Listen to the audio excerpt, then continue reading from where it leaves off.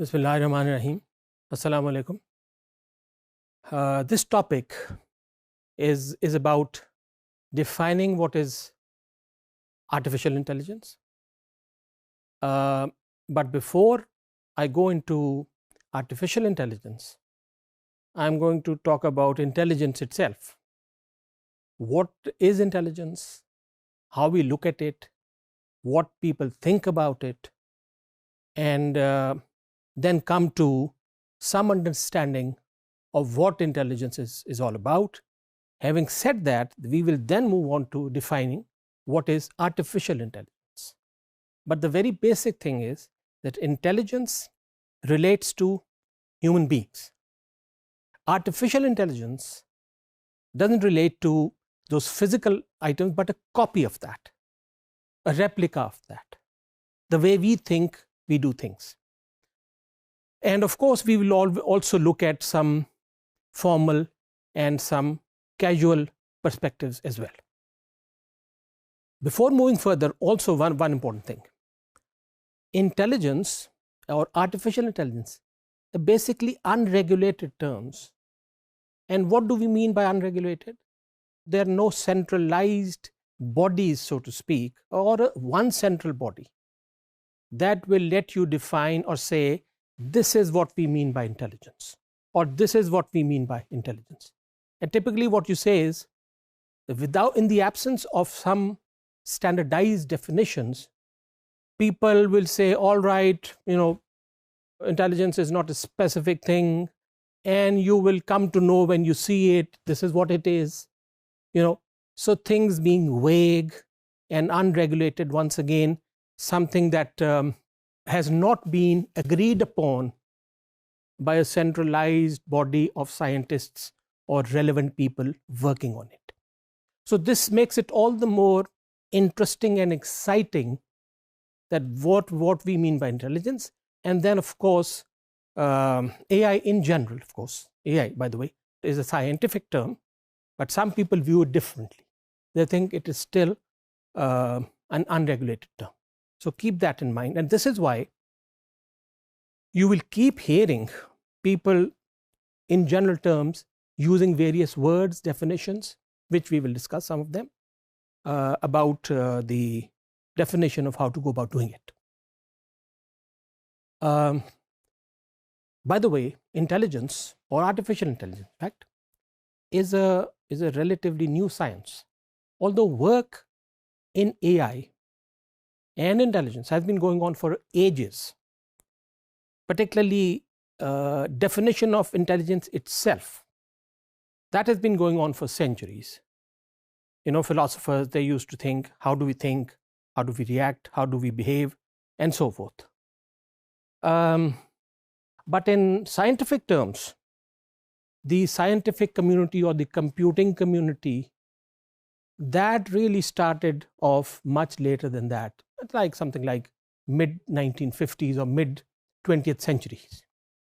So in fact, some people say that since this is a relatively new science, there is a lot of scope for new brains, new minds, new ideas, and perhaps scope for more Einsteins and more Newtons to be created within this science. So I like this concept very much. And in fact, this should give each one of us a lot of faith and give us something to look forward to. So there's a lot of space to be covered or work to be done. Why is it important? Very simple. We believe that intelligence is a mental quality. It's a mental quality.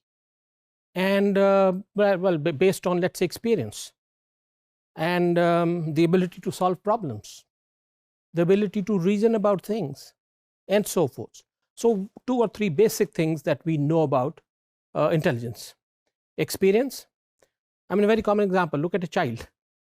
When he or she grows up, nobody tells them what is right, what is wrong, what is good, what is bad, but they learn out of experience from their environment. So if he or she touches a hot item, it moves back immediately. So it knows that this is hot. I don't have to touch it. His senses, his or her senses, they actually go back into the mind and train him. Don't touch it again. He's trying to communicate with somebody.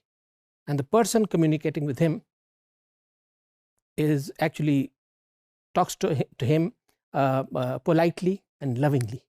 And the child will try and come close to you.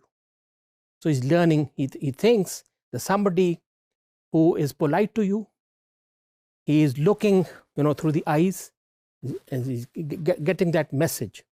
So he's learning, building experience out of his interaction with the environment.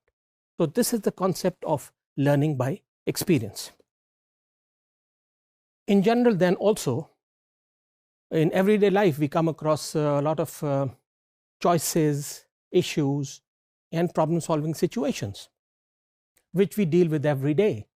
So for instance, you're going to office, you're getting late, the tire got punctured, and you don't know what to do. So this everyday issue, you say, ask your friend, your brother, somebody else to take you to the office, call Uber or whatever else you want to do. So these are those common chores that you have to do. And what does that mean? This means that you have the ability inside you to solve problems that you've learned over the years. Another aspect is knowledge. This knowledge is based on the experience as you go along in your building, and this then prepares you for newer situations for which you have not been trained, but based on that experience and the ability that you have and the mind that you apply, which is that reasoning knowledge, you adapt to new situations.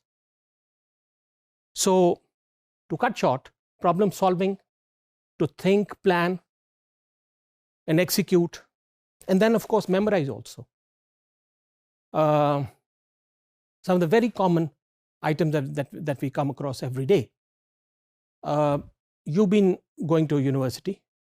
There are timetables that to be created, and somebody has to think about them, how to satisfy each and everybody's constraints to define where a class is going to be held. That means the students, the teachers, and the classroom itself, availability and managing all of that.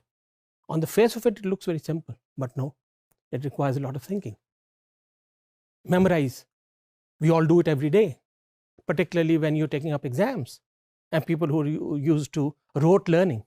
So you depend on that. The ability to perceive things, how they're behaving, how the mind takes them on, and so forth.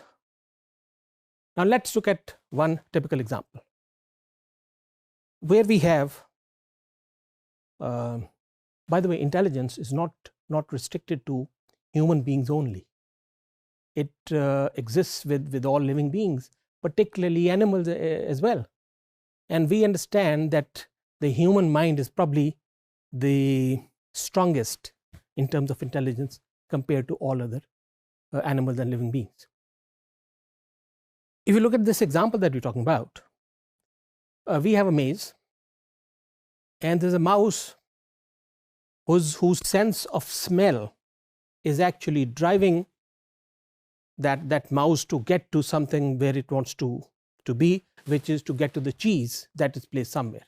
So what's happening is the smell is actually getting to the mouse and it's trying to find a way, so it knows, it has its senses, it has intelligence enough. So you might want to go straight or turn left or right until it comes to a dead end or a stop, and then turns around, finds its way, move around, go to the next step, or backtrack, go back and then try some other options. We do these every day, does this animal, until it reaches where it wants to be. So the mouse was in fact intelligent enough to find a solution to the problem that it had, which was to get to the food. Let's take up another example. We have here a sequence of numbers like 1, 3, 7, 13, 21.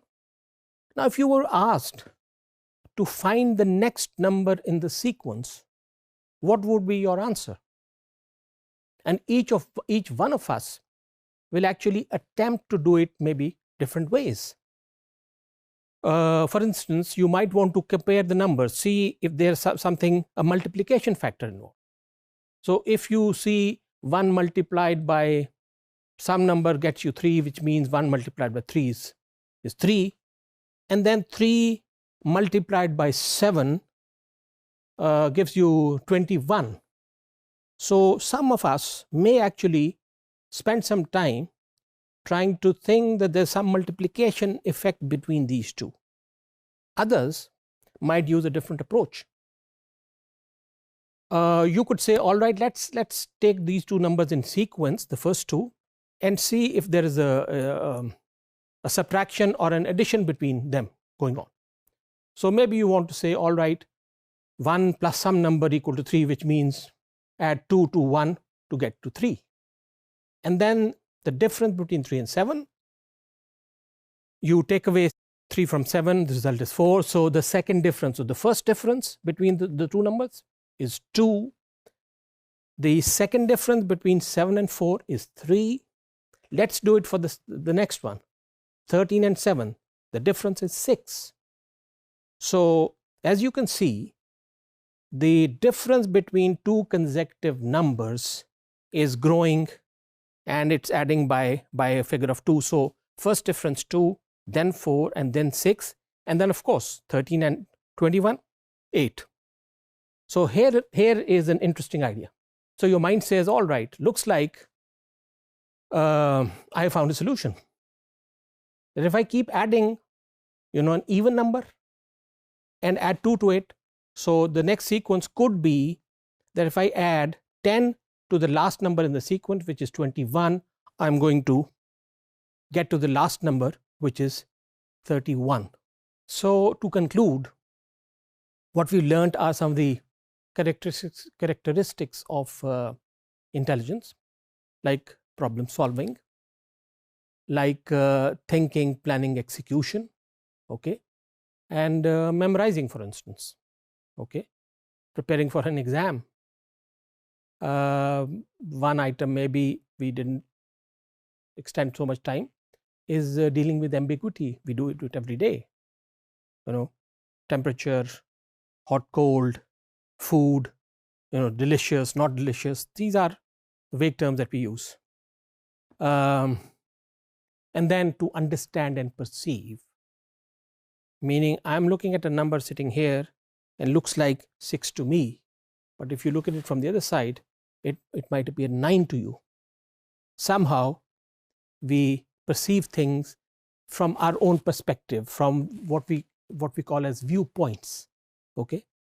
So these are some of the characteristics of intelligence, and I hope you find it interesting. We'll see you next time. Thank you.